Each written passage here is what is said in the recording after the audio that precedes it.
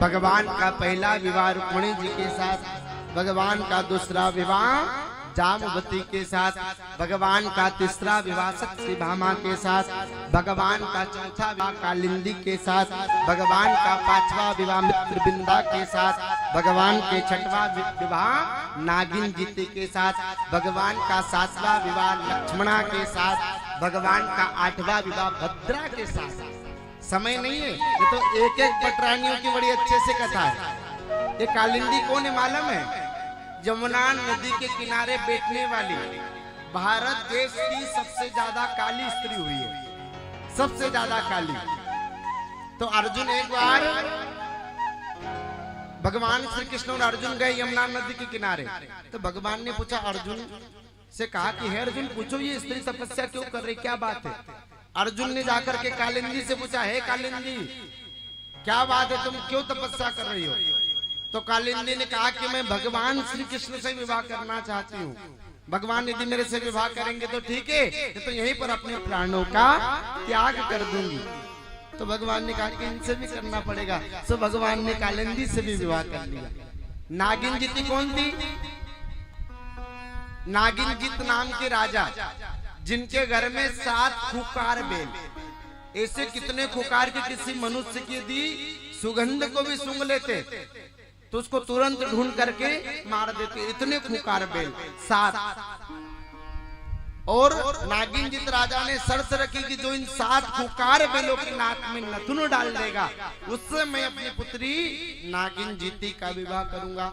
सो भगवान श्री कृष्ण गए और एक पल में ही, एक बार में ही 7 बैलों की नाक में नथुन डाल दी और भगवान ने नागिन जीती से भी विवाह किया। तो भगवान की कितनी पटरानी हो गई? 8 पटरानियां। कौन कौन सी बताऊं आपस से? पहली पटरानी यानी पहली पत्नी का नाम रुक्मिणी, दूसरी का नाम जामवती, तीसरी का नाम सत्यभामा, चौथी का नाम कालिंदी, पांचवी का नाम मित्रबिंदा, छठवीं का नाम नागिन, छठवीं का नाम भद्रा और सातवीं का नाम लक्ष्मण। ऐसी 8 पटरानियां हुई और 8 पटरानियां भगवान के साथ बड़े आनंद से द्वारिका में रहती थी।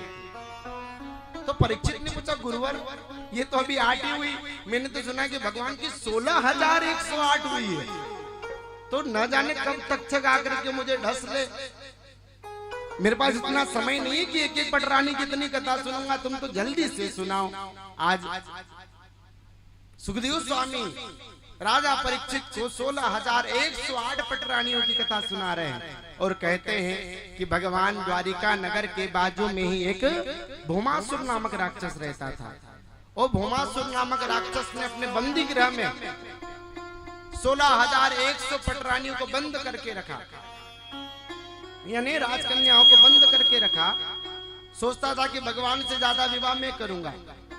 जब भगवान को पता चला कि धीरे धीरे द्वारिका की राजकन्याएं विलुप्त होती जा रही है, तो भगवान श्री कृष्ण गए और भौमासुर नामक राक्षस से युद्ध किया और युद्ध में उसे परास्त करके 16,100 राजकन्याओं को बंदी गृह से, जेल से बाहर निकाल दिया और कहा कि हे राजकन्याओं तुम अब अपने अपने घर जाओ। तो राजकन्याओं हाथ जोड़ करके निवेदन करने लगी, हे गोविंद हम अब किसके घर जाए? यदि कोई महिला 1-2 रात्रि बिना पूछे बिना बताए कहीं चले जाए तो दुनिया उसे जीने नहीं देती, तो हम तो ना जाने कितने वर्षों से इस भौमासुर की कैद में है, अब किस मुख से हम घर पर जाए? इससे अच्छा तो तुम छुड़ाते नहीं, कम से कम उसके सहारे हम जी तो रही थी, बंदी गृह में सही। भगवान ने कहा फिर मैं क्या करूं?